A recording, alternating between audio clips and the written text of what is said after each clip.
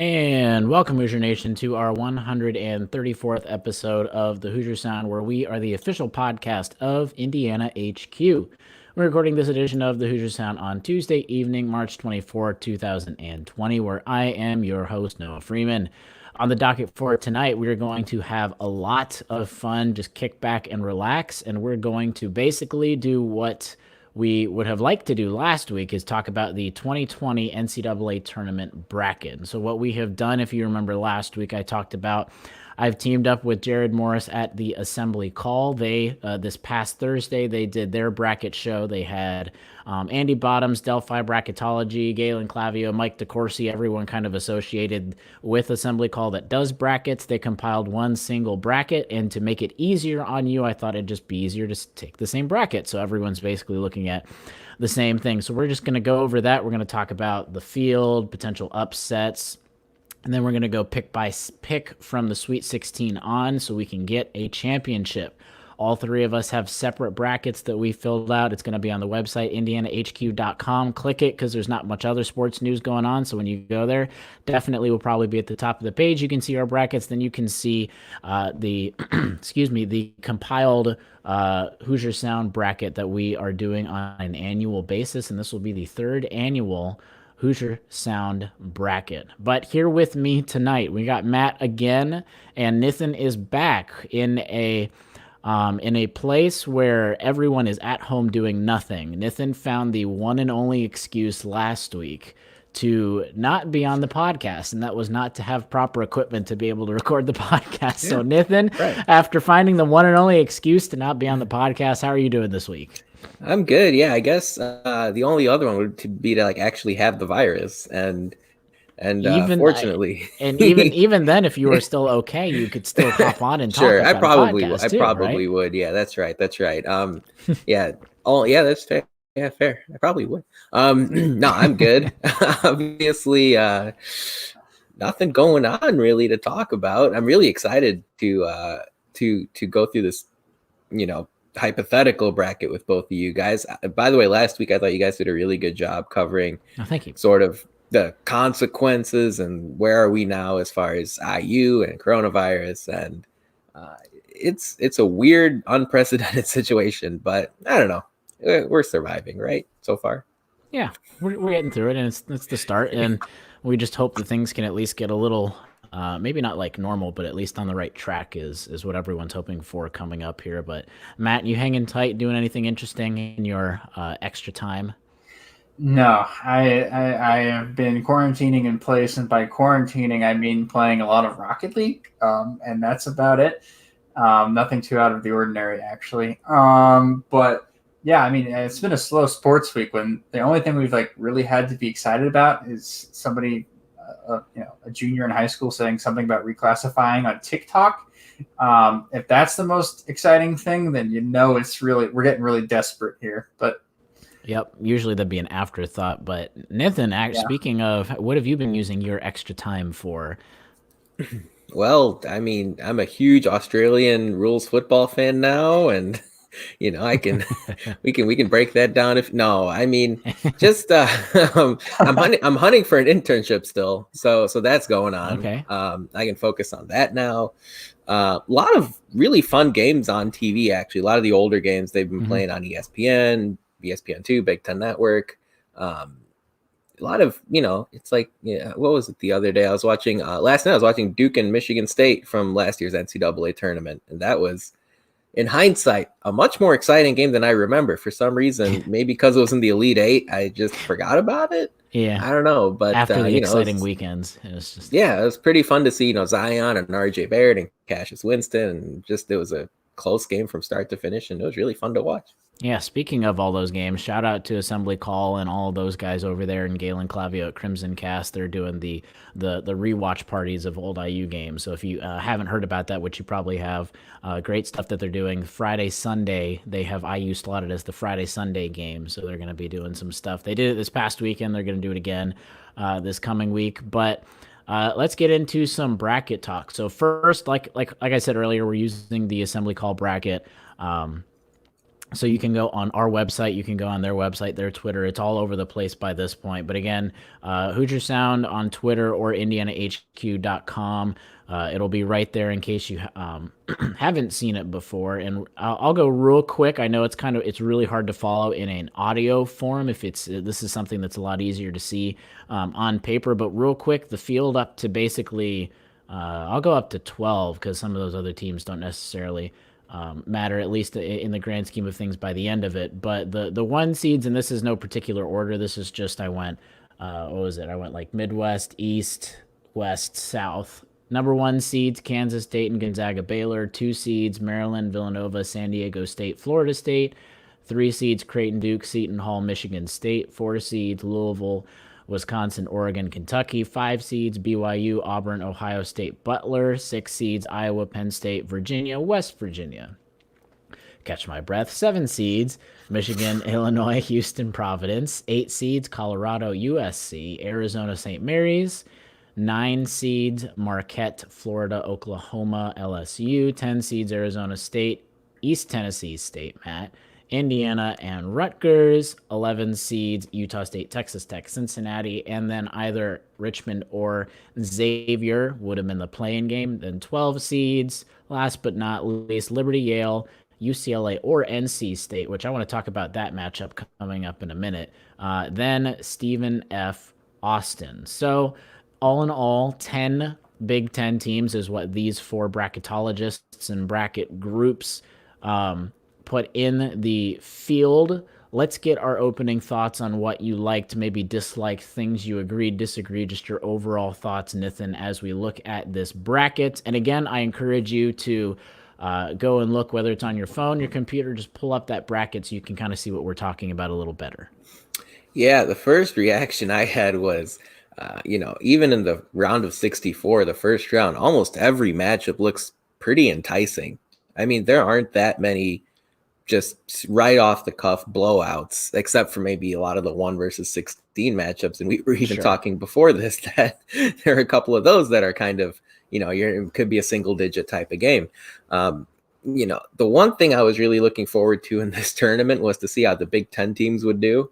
And we'll kind of dive into the matchups as we go here. But, it's funny. I kind of went through it and I didn't like the Big Ten as much as I thought I would. It's funny how that all works out. But that was kind of my initial reaction to this. There would have been a lot of March Madness would have been real and true this year more than any year I can remember. There were a lot of these games were going to be single digit 1 or 2 score games the way I see it. Yeah, which is why it really hit home hard that obviously we can't state it enough that everyone knows why all of this is happening, but it just for the pure basketball fan and all of us, why we're all just so sad to not be able to have the bracket this year, because since from the very beginning, literally every podcast, every sports media place everywhere was talking about how this was the year for brackets, that this was going to be the craziest bracket of all. And Nathan, it's interesting. I like how you're talking about it. It didn't look too good for the Big Ten teams. And then you listen to the Assembly Call episode, which if you haven't listened to this, you should definitely go listen to it. Just more bracket talk. A couple of the guys over there were like, "Oh, I really liked a lot of the Big Ten this year, just because the Big Ten was written." So it's just kind of goes to show the crazy hectic tournament we were supposed to be in for this year. But Matt, let's kick it over to you. Yeah, sure. Real nitpicky things. I think Nathan hit a majority of the larger issues. My only issue with the bracket goes with seeding, and that's seeding Richmond on the 11 line as in the play-in game and not putting Cincinnati in the play-in game against Xavier. Like, how are we going to miss having a crosstown shootout in Dayton, like, for a play-in game? Like, that's a rivalry that they play almost every single year. I don't know if there's rules like Cincinnati and Xavier aren't allowed to play each other. I don't even know if they played this year, like off the top of my head. But if they hadn't played this year and we had the opportunity to have a crosstown shootout, the Cincinnati shootout between Cincinnati and Xavier in Dayton, Ohio, like for a playing game for a spot in the NCAA tournament, how we missed that, I don't understand. Also, I thought Richmond was deserving of an outright seed, but sure. So I guess that's just an nitpicky thing. So I guess you're going to definitely say that Richmond was going to win that play-in game against Xavier. Yeah, yes, but I thought just that the possibility of having like a rivalry game as a play-in game in Dayton would have been so much fun and such a good selling point for the NCAA. Yeah, which might have been why they didn't slate that. But again, we don't know exactly what some of the Fun reasoning killers. was. I know they had specific ways in the way brackets are slotted and everything. But speaking of Also, the oh, other wait, big, one more thing before you finish. that's fine. I love how the 8 seed is they've just given it to the Pac-12. It's just 3 out of the 4 8 seeds are from the Pac-12, and it's the Pac-12 seed from now on. That's it. Yeah, that's true. Speaking of the other play-in game, I thought NC State was a team that had a lot of when they were clicking, they were really clicking this year, and that's when. And if you've got a team that's able to play even relatively well at some point at all during the season, it's like, hey, you get to the tournament, anything goes. And I thought their matchup against Ohio State in the first game was like, man, if they just had literally anyone but Ohio State, you could have seen this play. And you always see there's usually one play-in team that ends up going at least a couple games into it. And if this were to play out, I could definitely see North Carolina State being that one team going in there. But they got a tough matchup against Ohio State. Otherwise, that would have been a team that I would have definitely circled going forward and been pretty confident about it going. I didn't have NC State winning. I had UCLA winning. Interesting. I think they were playing better down the stretch. Like, there's a reason why they won the Pac-12. They won their conference. They sucked at the beginning of the year. They finally bought into Mick Cronin's defense. Speaking of Cincinnati, bought into Mick Cronin's defense and had a really good end of the season. So I didn't think NC State was going to make it past the play-in game. So that's it's the Pac-12 though this year, and it's. And well, this year it's been better than it has been the last few years, and it's still kind of. But then, I mean, the one thing we haven't really touched on, even as far as high level thoughts go, is Indiana's draw. And it's a sort of a 4-team group that I think is really interesting, with Indiana getting Houston in round 1, right? The Kelvin Sampson storyline would be spreading like wildfire there. And then, you look at the 2-15, like San Diego State is obviously a team a lot of people aren't, a lot of people are saying they're great and they deserve a tournament spot, but how great? I think that's a question no one really knows the answer to. They did play a Big Ten team earlier this year in Iowa. San Diego State did, but that's, they lost their Mountain West Conference title game. They lost to UNLV down the stretch. And then, maybe that's getting a little bit too far. Houston's an interesting team too. The team IU would face in the round of 64. They've been experienced. They have plenty of, they've been in the tournament the last couple of years. Yeah. Big wins, especially, in the first weekend. They almost beat Kentucky last year. I mean, really interesting matchup, but we'll see what our predictions are a little bit later on. Well, I mean, I think we can just get that out of the way. We can talk about it? Especially in a theoretical sense. Is there any way that any of us are picking against Indiana, at least playing Houston? No, Nope. not at all. No, yeah. Indiana's a pretty solid pick. I think even if this bracket were real, I think that Indiana would be like when you see on like ESPN or something, and the amount of people that have picked each choice, basically, like the percentage of people, I think Indiana might have been a team that was picked more than others, especially for a 7-10, because it's right on the cusp of just after that 8-9 matchup, and the 8-9 matchups are a coin flip anyway. So it gets pretty close in terms of talent too. For what it's worth, that game would take place in Sacramento. Yep. Indiana's first weekend would be in glorious Sacramento, California. And I mean, obviously we didn't have, Vegas betting lines for any of these games, but based on what I saw on the various computer models and things like that, IU would be like a 2-3 point underdog to Houston in this matchup. So, not lopsided, but very much competitive 1-score game. And, March Madness, baby. And I know they didn't put Indiana-Houston on purpose. It was the way it slated out, because the other two out of the 4-7 seeds, which 2 out of the 3, since you got Houston, there was Michigan and Illinois, so you're not going to place a Big Ten matchup first round. And then the second round was, if you went down to the other 7-10 seed was Providence-Rutgers.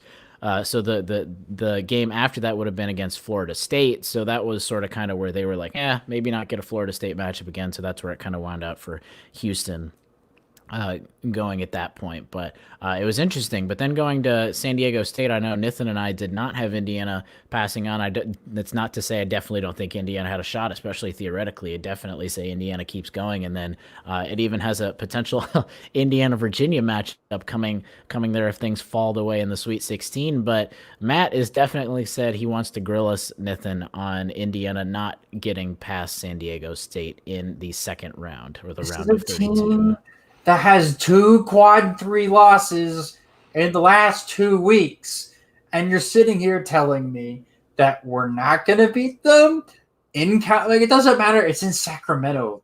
Nobody from San Diego is going to go, yes, I really want to go watch a basketball game in Sacramento. Like, it's not like they have that much of a home. Pretty far away from San Diego. It's very far away from San Diego. It's a long travel to be there, even as a 2 seed, and even though they get the ability to play in Sacramento. No, IU's going to have just as many friends as San Diego State. It's not going to be a terrible environment. And to be honest, when you look at the teams that San Diego State has struggled against, has been against teams that have one guy that can get really hot and a really good big guy. And we have those two on IU, and I thought that, given the shot at the tournament and the ego boost of having won one game, I thought Devontae would have gone off, and I think Trey Jackson-Davis would have had a great game against, no offense to San Diego State, but, not Power 5 basketball players, and we might have been looking at a Sweet 16 for Indiana, but you two knuckleheads thought otherwise, so... Well, then, I mean, I could grill you the next way, Matt, going into Virginia. Matt had an IU Virginia game, which definitely would have been very interesting. It would have been less than 30 points for the entire game for each team. Yes. Indiana was not going past Virginia, so I could grill you then at that point. But you didn't have them going past San Diego State, so you can't talk. Well, I mean, here's the deal. I would have expected it to be a close game, but San Diego State's a team that shoots 77% from the line, top 20 mark in the country, and they've got Malachi Flynn, and this is a guy who I thought would have been sort of one of these March Madness type headliners where you didn't hear much of him before the tournament. You really get to know this guy. Malachi Flynn's just this versatile all-conference guard for San Diego State, averaged 17 points per game. And, Rob Finney would have had to play another one of his excellent defensive games for Indiana to even be close. So we'll see. I think it would have been close, but, the Aztecs come out. I agree. I understand that viewpoint. However, they were not playing their best basketball, and that is just fact. Like, they had not been playing their best basketball as of recently, and teams that do well in the tournament are teams like Michigan, who get really hot at the right time of the year. Like I said, always seem to do this, right? Especially under John Beilein in the past. Always seem to get hot at the right time of the year and go in the tournament playing well. What teams don't play well in the tournament are teams that aren't playing well going into the tournament. I'm looking at teams like Virginia, who was a number 1 seed and the number 1 overall seed, but they had been playing well, but there had been some road blocks and some bumps on the way into the tournament, and even though they got the number 1 overall seed, they lost to UMBC, right? Or you can look at any of the Duke teams that stumble into the tournament all on the years and get upset. Or you look at the teams like Georgetown that was upset a couple of years ago. As they stumbled into the tournament, were on the 1 seed line, then were bumped down to the 2 seed line because they had a last rough couple of weeks. Same thing happens to them. They get bumped out of the tournament early. Why? Because they're not playing their best basketball and they're vulnerable. So I thought San Diego State was vulnerable, and I think IU would have taken advantage, having given the chance. Yeah, I mean, look, at the end of the day, right, as much as San Diego State may have struggled, they still won 30 out of their 32 games. All right, let's not get, let's not overreact to a couple of their stumbles. And it's not like Indiana was playing, the dream team coming into this either. We were playing better though, and I think we had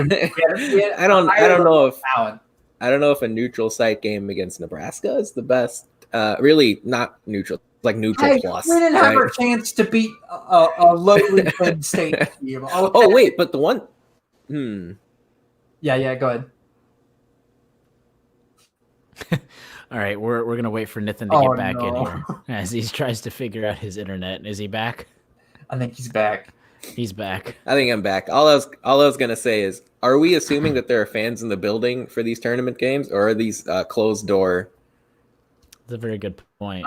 I'm just assuming since it's happening that there's Okay. fans in the building. This is an alternate universe where the coronavirus is not plaguing Yeah. our lives. Yeah, we're just assuming, I guess, that everything's happening as. But I mean, also that's all the way in Sacramento, though. It's still the second game, so it's not like there are going to be many fans, regardless for either side, which is what Matt I think was talking about before. Hey, But, IU fans travel, baby. well, yeah, I've that's been what I'm there. saying. Like in terms of like a humongous stadium, I still don't think it was going to be a packed place, especially because that's still the games where you've got that double slated game where they've got two games and then half the teams are the other two fans. Uh, Half of the stadium are the other two teams fans and everything. So that would have been. We were in Iowa. We had IU fans spend their spring vacation in Iowa. If they can spend it in Iowa, they can spend it in Sacramento, which is only an hour from San Francisco. So if they can spend it in Iowa, they can spend it in Sacramento. That's true. You and I were at Iowa together, however many years ago that was, and that was an interesting trip to say the least. But let's move on to as we. Before we start talking about more of the upsets or the teams the Cinderella story teams that we could see getting at least a few games in, Nathan, who won the week this past week in IU sports? And I think this segment is getting a little easier for you for the next few weeks. There's not as much for you to choose from. Yeah, we'll see. I mean, there weren't, off the top of my head at least, I don't think there were any real big NFL moves involving IU teams, IU players, I should say. So the person that won the week for me was Aaron Wellman, the strength coach. You may not have heard of him, but he's a strength coach that Indiana hired after Alabama decided to raid Indiana's strength staff, Indiana football strength staff. So a couple of, the couple of the key guys from IU strength staff went to coach with Nick Saban. Not bad, not a bad gig.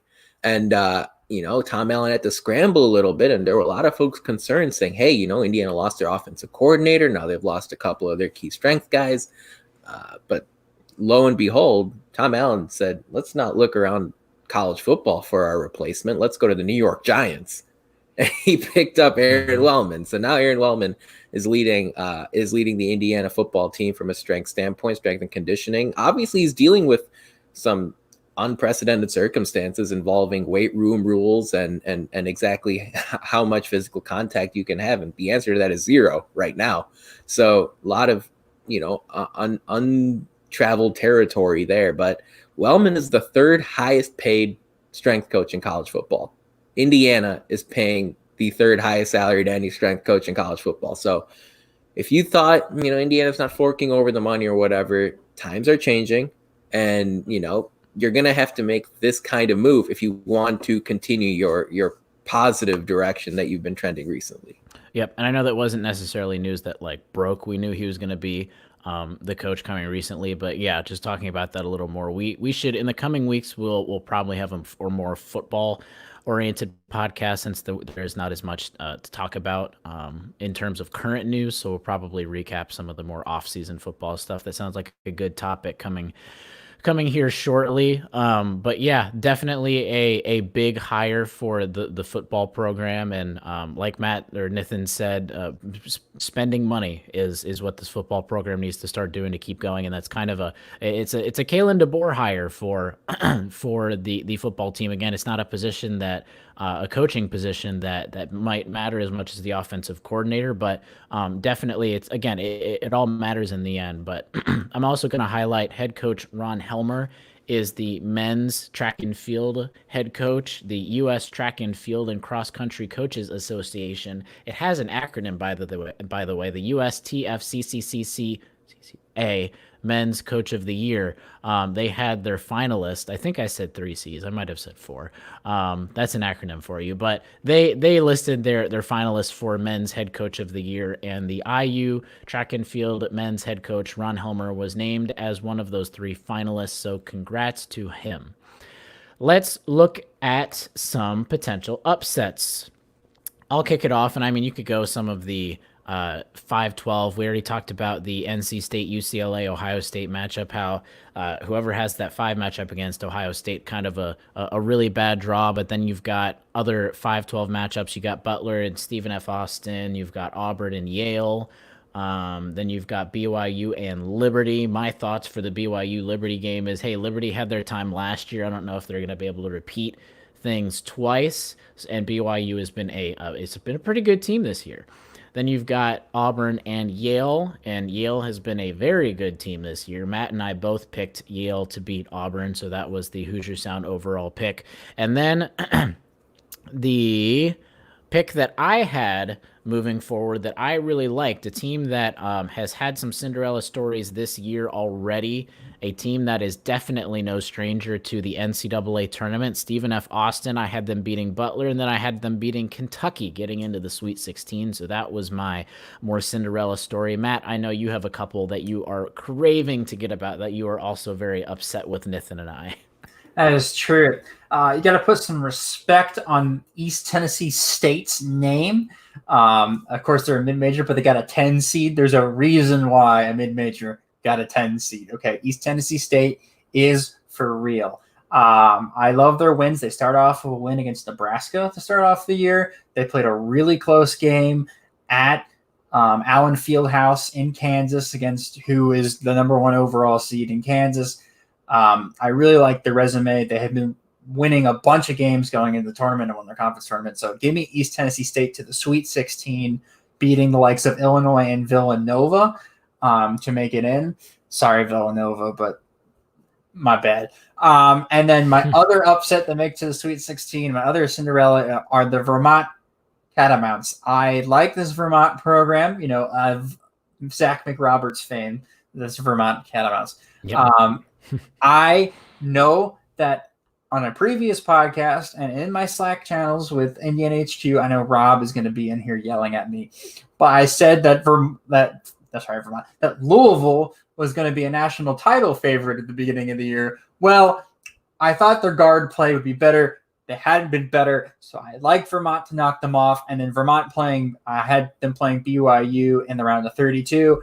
I just liked the idea of Vermont having a little bit of momentum and some swagger coming off the Louisville victory and then beating BYU to then play Kansas, previously mentioned Kansas, in the Sweet 16. So I had my 2 upset picks for East Tennessee State and Vermont making it to the Sweet 16. Oh, I also had LSU making it to the Sweet 16. Yes, and beating Baylor, knocking off Baylor in the round of 32. So those are my 3 out of the ordinary picks. I think LSU honestly is a little bigger than the other 2 that you had, just because Baylor's been such a powerhouse program this year overall. But to talk about your other 2 that you had, the only part that I had getting past East Tennessee State was just it was hard to get past Kofi Coburn and Illinois, basically, was kind of what I was thinking. And then, but definitely I could see that for Vermont, if they're able to get past Louisville, which I think Louisville's a tough team. I think they're a team that has potential to get to the Final Four.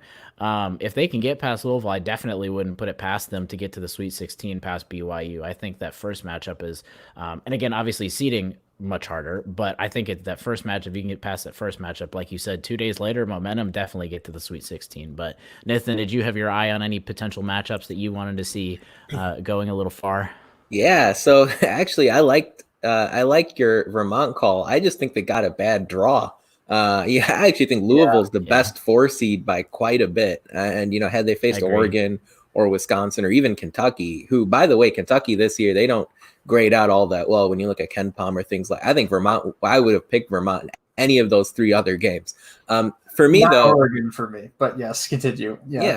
For me, though, you know, we actually came to this consensus, and I don't think we've talked about it yet. Utah State. I mean, we had Utah State actually making it to the Sweet 16. This is a team that knocked off San Diego State in the conference championship game. Nimi Askita is a guy who was trying to get into the NBA draft last year. He put his hat in the ring, but then he decided he'd come back for a second year. Stan Merrill's an excellent guard for Utah State as well. That's a team that I thought would have would have really given people a lot of problems. That first matchup against Iowa, and I told you guys at the start, I wasn't a big fan of these Big Ten matchups. You mentioned Illinois against East Tennessee State. I'm talking about Iowa against Utah State. This Hawkeyes team, we've seen it with Fran before, big angry Fran, where the team either looks like, they shoot 50% from three and score 100 points, or, they crash and burn. And I think this would have been a really bad matchup for the Hawkeyes. It's funny, I actually had Bradley pulling off the upset against Creighton in the round of 64 in that same pod. But even if Creighton wins that game, I think that's a very similar type of style as Iowa that Creighton plays. So I think Utah State would have fared well against that too. So I had that. Otherwise speaking, it's Penn State, for example, is a tough matchup. And it's a Texas Tech. That's who they would have faced in the first round, and yikes, I think that would have been a problem. And then outside of that, Indiana technically is an upset. True. Over Houston. So, at the end of the day, I'm not sure how many of these teams would have actually won as far as the upsets go, but every single game I feel like would have been a nail biter. Oh well, I mean, it's the year of chaos basically. So it could have been all of these teams, none of these teams, like every other team except for these upsets that we're talking about. But yeah, Nathan, I forgot to talk about that one. I had the exact same thing you did. We both were the ones that got, when you see Utah State in the Sweet 16, when we talk about that in a second, it's because both you and I had them in the Sweet 16. I really liked that matchup. And then I even had them, you had Utah State beating Bradley after Bradley pulling off that upset. I had Utah State beating Creighton. So you and I both apparently wanted Utah State to get there when Matt was just having Creighton go to the Sweet 16. And we even had them go to the Elite Eight. And then, yeah. And then we had, I think his name was Joey on Twitter, just commenting. He was like, y'all sleeping on Creighton over there. But let's get into the Final Four, and then the two teams that we had, and then the champion. So my Final Four, when it was all said and done, which is the money, all of the crazy upsets happen in the first couple of weeks, but usually even in the Elite Eight, sometimes there's some Cinderella teams, but most of the time, Final Four, it's more or less chalk. 1, 2, maybe 3, maybe 4 seeds getting to the Final Four. So I had Kansas, Villanova, San Diego State, Baylor, with a Kansas-Baylor matchup, and Baylor winning the title. Nathan, I'll kick it over to you for your Final Four. All right, so it's funny you mentioned that. No, I had 0 1 seeds in my Final Four this year. This is the one year where I was like, no one really wowed me. Even Kansas, they lost their neutral site game to Duke to start the year. They lost, the Baylor games were close. They lost.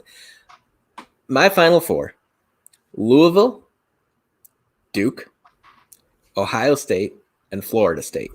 So Louisville would have beaten either Michigan or Maryland in the Elite Eight. Duke would have defeated Dayton. When you look at the other, Ohio State would have knocked off San Diego State, and Florida State would have knocked off Baylor. I'm a big fan of those teams. They seem to have a lot of toughness. I just, they've kind of had their battle scars this year. Ohio State, it's funny, they're a top 10 KenPom team. That got hit. Everyone's got them around a 5 to 7 seed, it seems like, which is hilarious. And then, I looked at their matchups and I like what I saw. Gonzaga not really they don't blow me away. San Diego State doesn't blow me away. So that's my Final Four. Once again, Louisville, Duke, Ohio State, and Florida State. I don't mind that. I don't mind a lot of that. Matt. Mine's different. I had a 1 seed making it. Surprisingly, I had Kansas making the Final Four. I had Duke making the Final Four. I had Michigan State making the Final Four. And then my surprise pick was the one that y'all haven't even talked about yet. And that is I had Oregon making the Final Four. So I had Oregon, MSU playing each other, Kansas, Duke playing each other. I had Kansas beating Duke. I thought Udoka Azubuike would be too much for Vernon Carey to handle, and or anybody they threw at him, whether it was Javin DeLaurier or anybody. And then I had Oregon playing Michigan State. great point guard matchup in the Final Four. Can you imagine Peyton Pritchard versus Cassius Winston to start the Final Four? I had Michigan State going on and then actually winning the whole thing against Kansas. I just thought this year was going to be the year for the Spartans. I mean, you look back through the years of all the Michigan State years that they've played really well. They always have one guard that's really good, and they have a second guard that's just up and coming. You look at the year they won in 2000. They had two really good guards and a really good big. This year they have two really guards and a really good big. They had Aaron Henry, obviously from Indianapolis, who's playing decently but wasn't, cutting it. And then towards the end of the year, they had Rocket Watts really stepping up into his role for Michigan State. So I thought a combination of Rocket Watts, Cassius Winston, Rocket. By the way, great name. Awesome name. I'm so envious. He didn't even have to be good Sounds like at a basketball. cartoon name. I know. He didn't even have to be good at basketball. The fact that Michigan State has somebody whose first name is Rocket, get out of here. Like that's makes me so jealous. But Rocket Watts, Cassius Winston, two great names, by the way. Rocket Watts, Cassius Winston, and then Xavier Tillman. The combination of those three, they're going to win Michigan State the national title. I thought Michigan State was the best team in the country down the stretch this year, playing in the Big Ten. Yeah, I didn't win the Big Ten championship against Wisconsin. They shared it, I guess. It was Wisconsin, Michigan State, and who else got a share of it? Maryland got a share of it, of the Big Ten title. But I just thought out of all the Big Ten teams that were going to make a run, I thought the Big Ten was the best league this year. I thought Michigan State was going to be the best one. But yeah, my crazy pick was Oregon. I know you guys had Oregon losing to Ohio State in the round of 32. I just thought that the team between I understand the Ohio State pick. I thought whoever won that matchup between Ohio State and Oregon was going to make the Final Four. I didn't know who it was. I could see that. And I just went with I think in March. And you look at my bracket that we posted on Indiana HQ. You look at my bracket. If it was a 50-50 for me, I went with who has the better senior guard, who has the better upperclassman guard. Because I think in March Madness, that's when it matters the most. It's the guy that just go get you a bucket or go get you a play whenever you need it. Peyton Pritchard is a first-team All-American. And so there's not going to be many people who are going to be better than Peyton Pritchard at doing so. Sure. Yeah. No, I think, what was it? Is that the South region? I think, do you guys agree that that's probably the most loaded region? You've got Baylor, Florida State, and Michigan State as the 1, 2, 3 seeds. Yeah, that's the most loaded, though. I just thought Baylor was the weakest of all the 1 seeds, in my opinion, just because I don't think they were playing their best basketball down the stretch. Like, they kind of choked the Big 12 title to Kansas. So, like, give me I had LSU beating Baylor. Again, like I said previously, like give me strong upperclassmen guards in March. And Baylor, while it was a strong team altogether, I just thought they weren't playing their best basketball down the stretch. But as you said, Florida State, Michigan State, like going to be one of the better matchups in the Sweet 16. So, yeah. And I don't remember if Nathan said his championship. He had Duke winning over Florida State in the championship. Yep. So, before we go on to finishing our Sweet 16 bracket, Matt, let's talk about who won the or give us your social media post of the week. Yeah, so who won over my heart on TikTok this week was Christian Lander, who went on TikTok and basically said, in a short story, in a short version, that he is going to try everything he possibly can to reclassify, and that is his goal. He went and clarified it on Twitter later, saying it's not a for sure thing, but he's trying his hardest to make sure that he is in Bloomington by the summer so that he can get into the workouts with the team and be on the team next year in cream and crimson. So shout out to Christian Lander. We've shout out his social media before. If you don't know how to spell his name, it's KH Christian Lander. And then that's just chalk Christian Lander down. That's his Twitter name and his Instagram name. So go follow him. Again, he's an IU athlete. He's committed, so I guess we're not committing an NCAA violation. Don't come at me. And then go follow us on Twitter and Instagram as well at Indiana HQ and at the Hoosier Sound, respectively. Hey, the NCAA is in a giving mood right now. They said that it was okay for Trevor Lawrence to raise money for families with the coronavirus. So I that thought they said it Trevor, wasn't okay. Did they change no, it that? said he was okay. Yeah, Oh, they said it was okay. Yep, they said it was all good, and they were like, "We support you and everything." So the NCAA is in a giving mood right now, interestingly enough. But yeah, and who would have thought that we'd be talking about TikTok in a serious way on a exactly. sports welcome to the on a sports 21st century. broadcast? Yeah. All right, let's get into talking about our Sweet 16. So to recap, and again, go look on our website. We'll have it posted there. But our Sweet 16, as all three of us, and again, it's really a majority votes, so it's harder to get upsets just because it's 2 out of 3 have to get it for that team to go on. But our Sweet 16 right now: Midwest, Kansas, Louisville, Utah State, and Maryland. Going down to the East region: Dayton, Wisconsin, Duke, Villanova. Up to the West region: Gonzaga, Ohio State, Virginia, and San Diego State. Then down to the South region: Baylor, Butler, Michigan State, and Florida State. So I know Kansas was in both Matt and I's championships. So is there any conversation, and since we don't want to be here for an extra hour, so is there any conversation with Kansas Louisville, since Matt, you and I both had Kansas going on? I had Louisville losing in the first round, so no. Yeah. I have Louisville winning this, but like you guys said, majority rules. Majority so rules. I can't do much about that. That game would be in Indy, by the way. That'd be a fun little Sweet 16 game to see in Indianapolis. Oh yeah, for sure. Yep. All right, down to Utah State and Maryland. Who are we picking for that matchup? Nathan, is Utah State. The way I wrote the U, it looks like an O. Utah State or Maryland? Is Utah State pulling off yet another upset, or is Maryland getting farther than it seems like they ever get in the NCAA tournament? Oh wow. Yeah, I'm torn on this one. I'm gonna give it to Maryland. Adrian in the chat says I Utah. know. I agree with Adrian. See, we're picking for a Mark Turgeon team to make it past the Sweet 16 is like picking for a Tom Crean IU team to make it past the Sweet 16. It's not happening. It's just, for whatever reason, it's not going to happen. So give me Utah State. And this was my exact matchups, and I picked Maryland to go past Utah State, so I can't really change it right now. So with the three of us, that is a Maryland going on. So let's we'll round out the final four, then we'll go on to that. So finishing that, Kansas, Maryland. Matt, any quarrels with Kansas getting past Maryland since you just picked against Maryland?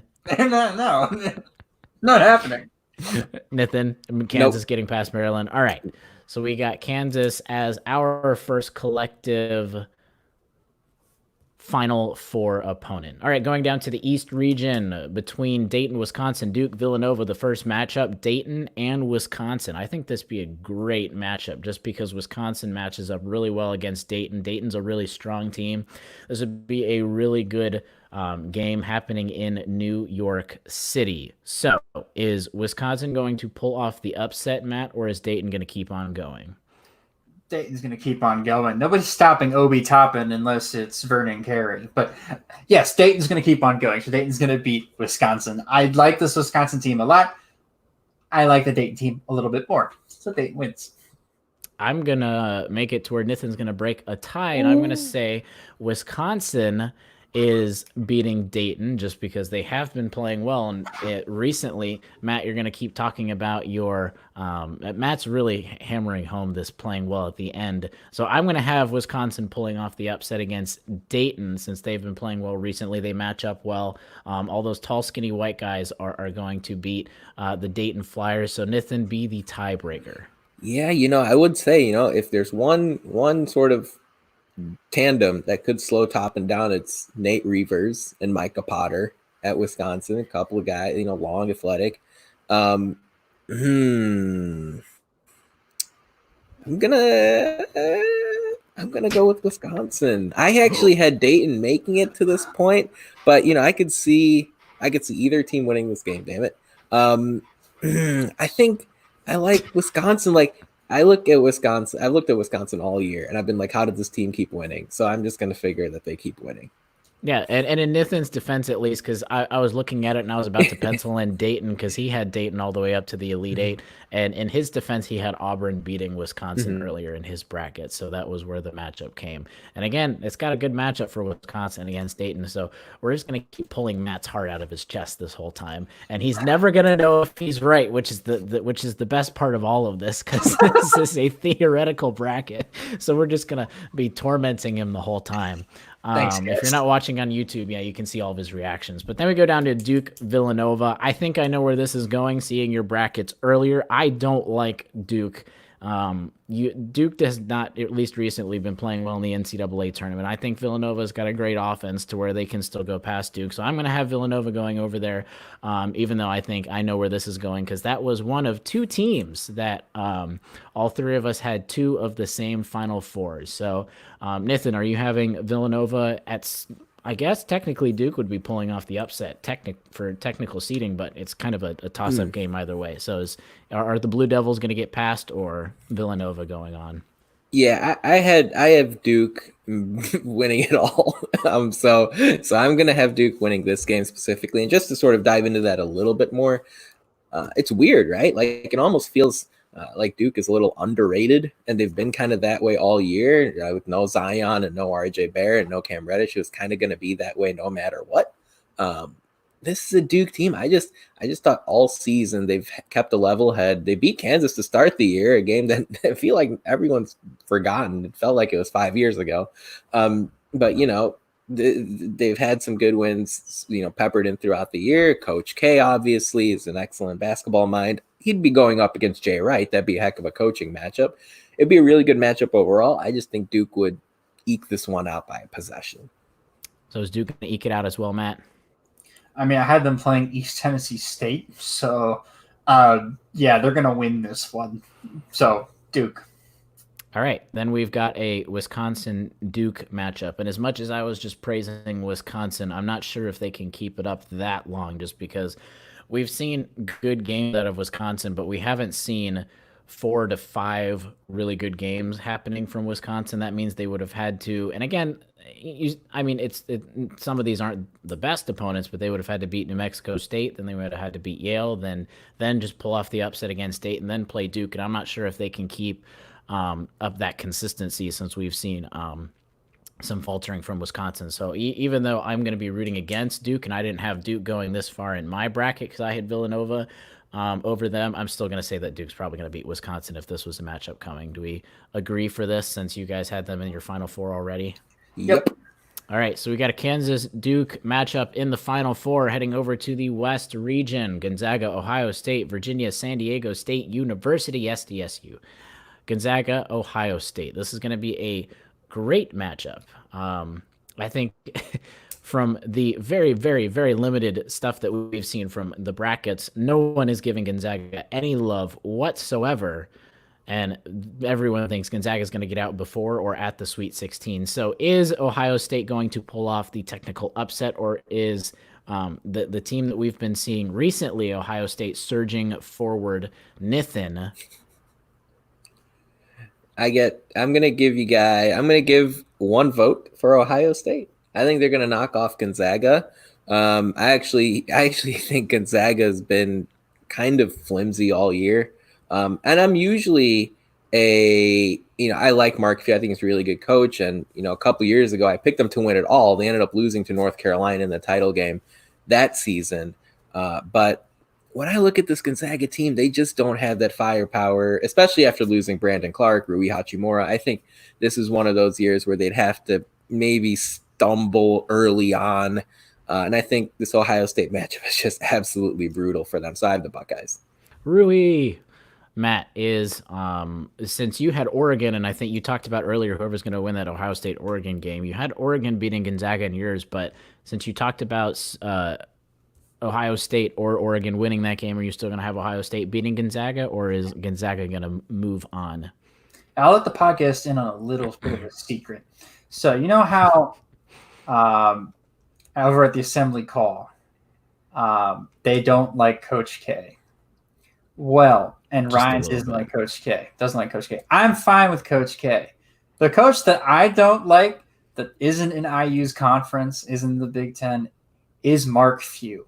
I don't like Mark Few. I don't know. He rubs me the wrong way. Some of the things he says, some of his opinions, like outside of basketball, just irk me. So I will pick against Mark Few at the slightest opportunity. So that being said, Ohio State's over Gonzaga.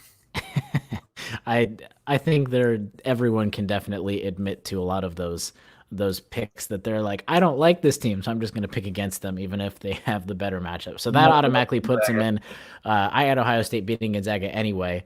So Ohio State going on to the Elite Eight. Then we've got a Virginia San Diego State matchup, which is that's an interesting set of opponents. Usually two teams that you wouldn't see facing each other, to say the least. So, Matt, who do you got against Virginia and San Diego State? I'm going to go with my original pick, which was I had Virginia beating Indiana in the Sweet 16. My bad.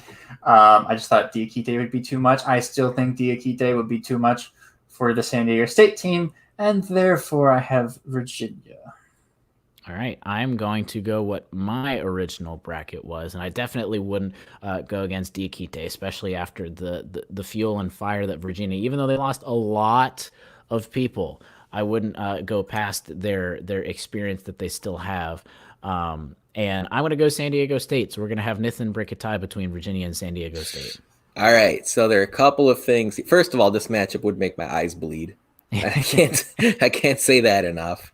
As much as I like Malachi Flynn, who I talked about earlier, this would be just, first to 40.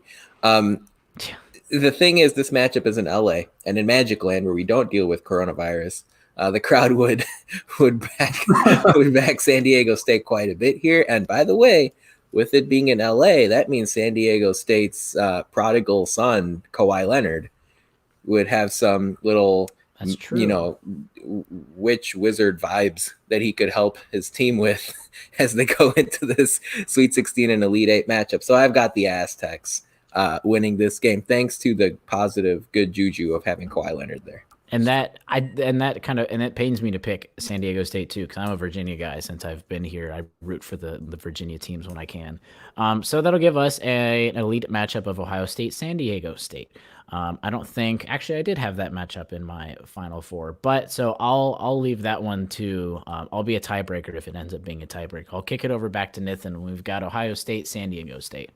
I think I had that matchup too, if I recall, and I have Ohio State getting the win there, making the Final Four. The Buckeyes would advance. Matt did not have that whatsoever. So Matt, in this new matchup that you're thinking of, who's going to win against Ohio State and San Diego State? Like I said previously, whoever won that Oregon-Ohio State game for me was going to the Final Four. So I'm going to give this over to Ohio State begrudgingly.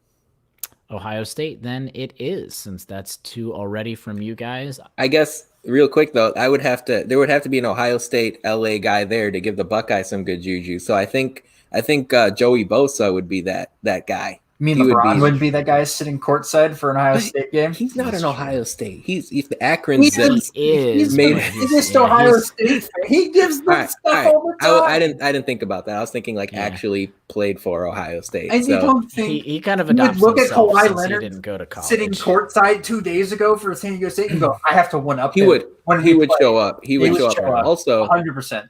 I'm also thinking if Joey Bosa and Kawhi Leonard had like a stare down at center court before the game, that would be pretty cool too. So I'm just giving the NCAA more ideas. Might as well just plant a flag at the middle of the court too. We'll invite Baker to get the Ohio State team all pumped up since he's a native now. Yeah, exactly. All right, so we got right now the three of the four Final Four teams: Kansas, Duke, Ohio State. We're getting original blue blood matchups as of now. It's not getting very interesting in terms of other teams, not like last year at least, where you got like Virginia and Texas Tech. But we've got down in the South region our Final Four team to come out: Baylor, Butler, Michigan State, Florida State. A great these would be a lot of great matchups to watch. We've got Baylor and Butler, so I'm going to kick it over to Nathan first before Matt just bashes on Baylor a bunch. Interesting matchup for sure. home court advantage is going to favor Baylor here with this being in Houston.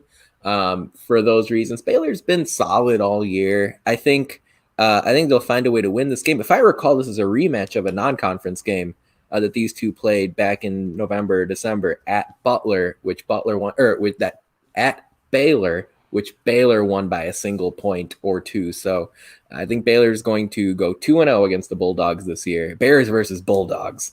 Baylor and Butler. So many B's. Baylor for me. Same. I'm going to say Baylor. I had Baylor playing Stephen F. Austin because that was my team getting through there. But I still going to have Baylor going through. So, Matt, your opinion doesn't matter at this matchup. We're going to go down to Michigan State and Florida State. So, I'm just kidding. Matt, who do you think was going to win, even though it doesn't matter? I had Butler to the Elite Eight. So, yeah, all right. We're just going to keep crushing your dreams anyway. Michigan State, Florida State. Great matchup. I'm going to kick it over to Nithin first because when Nithin was gone for half a second, Matt talked a lot about how Michigan State was definitely on the rise. So Nithin, two very big teams that I could see if whoever wins this could easily get to the national championship, I think. Yeah, I'm going to go with Florida State. Michigan State's kind of had a weird vibe all year, And when I look at Michigan State, that they lost that home game to Duke. And they just all year that obviously they came to Bloomington and looked just kind of out of whack a little bit. Went to Purdue and lost by 20-something points. Florida State to me has just got a little bit more something to them. Maybe you call it toughness or like a little better of a team execution standpoint. So I'm going to take FSU here. Another 1-2 point game, but I think FSU is going to make it to the Elite Eight. Wait, hold up. You're gonna hold a home Duke loss against Michigan State early in the year as you pick Duke to win the national title? They lost by 17 or something, man. Who doesn't lose by 17 at home to Duke? Look at us. Indiana lost by like 8 or something to Duke a couple years ago in Archie's first year at Duke. So all right. So Matt, I think it's safe to say that you're going to pick Michigan State. Yeah. Go Spartans, go green. Since you had the Spartans going all the way, all of our national championship winners are still in play as of now. But I'm going to stick with my pick as well, and I'm going to have Florida State going past Michigan State. Sorry, Matt. Nathan and I are just tearing apart Matt to this point. So Florida State, the Spartans are going to move on, and hey, we can just say if the farther that Florida State goes, and I guess you could say the same thing for Michigan State. I guess my point right there doesn't really matter. But the farther either one of those teams goes is if they win the national championship, is that you can say that they beat that team this year. So you can have one of those. I already had that happening with Michigan State winning. But anyways. Yeah, I know. That's what I was saying. So, all right. So Baylor, Florida State. Peasants. Baylor, Florida State. Matt, since you didn't have that matchup again whatsoever, you had Butler, Michigan State. Who do you think against Baylor, Florida State? Well, since I had Baylor losing in the round of 32, go Seminoles. All right, we've got Baylor, Florida State, the same matchup that Nathan had in his bracket too. So who is winning, the Seminoles or the Bears? I got FSU in this one too, and it's just Baylor, they're a good team. I just wonder if this coaching matchup is a little bit too much for Baylor to overcome. I'm a big fan of Leonard Hamilton. I think he's been really good at FSU for a long time. And, Baylor's in the spotlight, like in the national spotlight for the first time in a long time. I think they can get through a team like Butler, for example, or an LSU or St. Mary's in that second round. But this is real sort of iron against iron, and I think FSU is just going to come out on top here. I had Baylor. It's like Nathan was talking about, a great matchup anyway, and no matter how much Matt tries to shake his head. But out of all of that, we've got Kansas, Duke, Ohio State, Florida State. Both Matt and I's national championship winner was eliminated by Florida State. So Florida State should end up winning all of this, right? Since Florida State beat both 2 out of the 3 of our national championship picks. which is, again, we talked a lot about the South region. I think those are going to be a lot of great games to watch. Would have been a lot of great games to watch in that particular South region. So we'll go over first a blue blood program matchup, if we've ever heard of one, Kansas versus Duke. Let's kick it over to Matt first. Kansas versus Duke, since that was a matchup you had originally. Yes. Yes, true. I did predict that. Yeah. Finally, something works out in my prediction. The left side of the bracket for you. The left side, the right side's been mauled, but the left side's intact. So Kansas Duke. If I had to pick this matchup, I think 50 times or 100 times, it'd be 51-49 Kansas. Because I like Kansas. I like Devon Dotson. I like Azubuike, and I like the fact that Kansas has gotten better as the season has gone on. Yes, Duke beat them earlier in the year to start the season, but Duke has kind of stagnated. They've been secretly under the radar, but Kansas has been the best team in the country for the last couple weeks. Even for most of the year, I think. They're one of the teams. They've been pretty consistently one of the best teams. And I remember watching that Kansas-Baylor game that everybody talked about. Kansas-Baylor in Baylor, like after Baylor had beaten them in Lawrence. And that game, to me, proved to me that Kansas was probably the prohibitive favorite. So I'm giving this to Kansas. And I'm going to have to agree, even though I think we know where Nathan's going. Yeah, I mean, I was going to go Duke, but, if it's 51-49, and I'm thinking 51-49 Duke. It's one of those games where, or maybe it would still be 51-49 Kansas, but I'm just going to side with the 49. Between Cassius Stanley, Vernon Carey, Trey Jones, I think Duke would have had. I think Duke would have found a way to win this game, but it would have been very close. It could have been like Nathan was saying, that one time. It just takes that one game at that one specific time to win, which one Nathan didn't have. Moment. Yeah, which, by the way, it was great. I love how all the schools were doing their own version of that, but really nice Nathan had Louisville playing Duke at that matchup beforehand. So we've got our first team in as Kansas at Atlanta. Poor Atlanta for not having their Final Four this year. Then we've gone over to the other side, Ohio State and Florida State, which was the exact bracket that Nathan picked. I don't think either team, both Matt and I's right side of the Final Four, are completely messed up from that. So let's have Nathan. What was your pick when you had Ohio State, Florida State? Since both Matt and I had none of those two teams in there. It's that's funny. Florida State was my pick. Again, another close game, nail biter. I just like the Seminoles sort of mental side of things this year. I think they're a tough team. They can knock down the three. They can beat you in a variety of ways, and you kind of need that. Ohio State, they're kind of down to 6 or 7, reliable players, and I think they would have had a problem with Florida State. Mm-hmm. What about you, Matt? Do you think Ohio State's going to get past? Or do you think it's Florida State's year? No, I said earlier this year that I thought the Big Ten was having the best year, was the best conference, and was going to have a team that was going to win it all. I did not think that Ohio State was going to be the team to win it all. I thought Ohio State would be a team that make it to the Final Four and lose to Michigan State, seeing that Michigan State would be the team to win. So since Florida State beats Michigan State in a close game, and I had them originally playing each other in the first place, I can see Florida State winning this matchup, so I'm going to side with Nathan and go with Florida State, even though it irks me as a Big Ten guy to go against Ohio State. And the streak still continues, but the Big Ten has yet to win a national championship. So, which this would have been the year. It's just weird. Thanks, Obama. Yeah. All right. And I'm going to I'll make it a clean sweep about Florida State going on to the national championships. So was none of our team. We got FSU that was in for one at Nathan, and both Matt and I had Kansas, so we each had one team in. Look at that. We're still getting down there. It's like those points by the end of it where you're like, I just need to get one team in so I can get a little bit of points, since if you get one national championship team point, you always get like however many points ESPN gives you for the bracket tournament challenge or whatever. So we all got at least some compensation points. And right now we have all of our teams are out anyway. So we both had, Matt and I had Kansas getting in but losing. Nathan had FSU getting in but losing. So we've got a matchup of Kansas and Florida State, which none of us had winning, but all of us had getting there.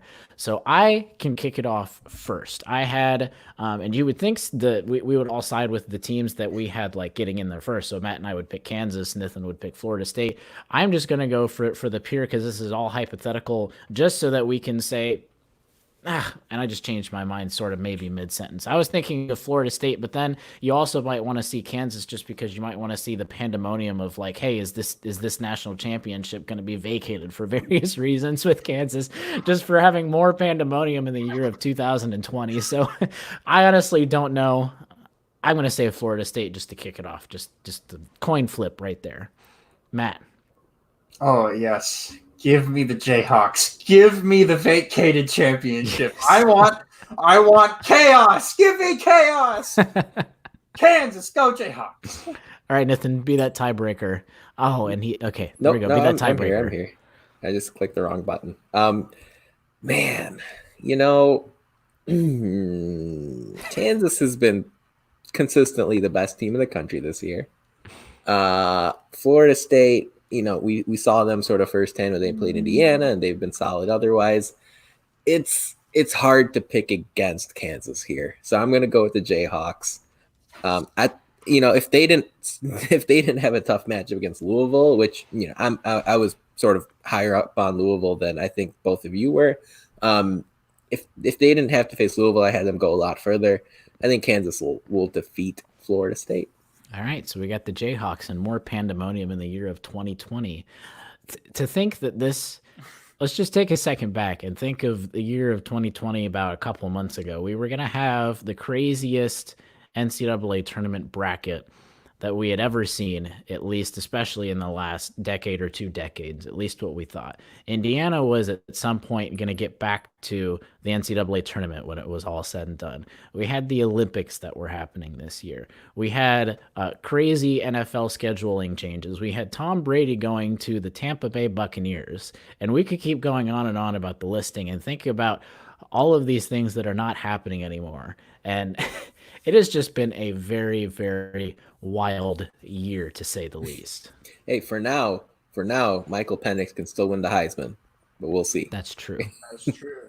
That is true. Powerful. And hey, I mean, look, there's no national champion this year, and in our scenario, there still wouldn't have been a national champion. So it all works out in the end, doesn't it? It does all work out in the end. So do we have any final wrapping up comments about the specific bracket? Any other teams you want to highlight, or just final thoughts, Nathan, as we're wrapping up today's show? I don't really have any. I mean, it's hard to have any final thoughts right now. I mean, tournament would have been fun. Outside of that, we'll see a football season. I mean, I was half joking about the Penix thing. Like, college football is going to be, it's right around the corner, starts in early September. I'm not confident that it starts on time, but I don't make important decisions, so we'll see. Yeah. Matt? Yeah. I'd just like to point out that 2 people wearing IU shirts didn't pick IU to make the Sweet 16. So that's it. That is my finishing thought on this podcast. That's a great observation, by the way. That gives you all, and then we can also plug coming in and watching us live on Tuesday evenings. So you can come watch live Tuesday evenings, 8:30 p.m. Eastern time. If you haven't done so, and again, it's on all the assembly call stuff, Twitter, their website. It'll be on our website, our Twitter, and everything. Go fill out a bracket. It was, I feel like at the beginning of this, and I feel like you guys probably had a similar feeling. It was like when I started getting through not having the NCAA tournament, in all honesty, it was almost like just because it's so sad that we don't get to have this, that it's almost better to just not think about it, because then it's like, hey, we're not thinking about all of this, the stuff that we're missing right now. And then I was like, I'm just going to feel sad and disappointed that we didn't get to have this. But as I started to fill it out, I'm like, it's back. It's the time of the year that we're supposed to be filling out the brackets. And it was really fun to fill out a bracket. So I encourage you guys to go fill out a bracket, even though it would be Sweet 16 matchups would already be happening this week. Again, this is something that you can be filling out brackets for a long time now, until the season starts next year anyway. But Some quick updates if you didn't catch us last week. Again, no more Hoosier Sound offs until further notice, just because there's not enough content to cover since we were going to talk about all the other sports, and literally spring sports has been canceled for, not postponed, canceled for all the spring events. And then same thing, no email newsletter on Sundays as well, because it's the same kind of thing, trying to highlight some of the other programs. So we'll keep getting through all this together. Hopefully we went on a longer podcast tonight, but hopefully you guys are able to have some extra time with that. Hopefully you enjoyed a little bit of this. You can send us your thoughts. We definitely love to hear all the comments and how stupid some of our things were, how you agreed with Kansas, or you were really feeling Matt's basically the emoji with all of the just the flames coming out of his head and everything, just red face. It's been a red face the entire podcast, but send us your thoughts, Twitter, wherever, emails, whatever you got. But that's going to wrap it up for 134 show of the Hoosier Sound. Thank you all so much for joining us. Thank you to that live audience for coming out, participating in the chat. We really appreciate your support. As always, news and updates come through Twitter, so subscribe. Don't miss out on the weekly episodes. But most importantly, if you enjoy our show, leave us a review. Like we say, Apple Podcast, Facebook, usually the easiest places for that. But word of mouth, that's really how our podcast grows. So tell a friend, share our links. Your support is how we grow this podcast, so we can reach all of those passionate IU fans such as yourself. But as always, thank you for listening, Hoosier Nation, and we'll see you next time. Peace. Stay safe, guys.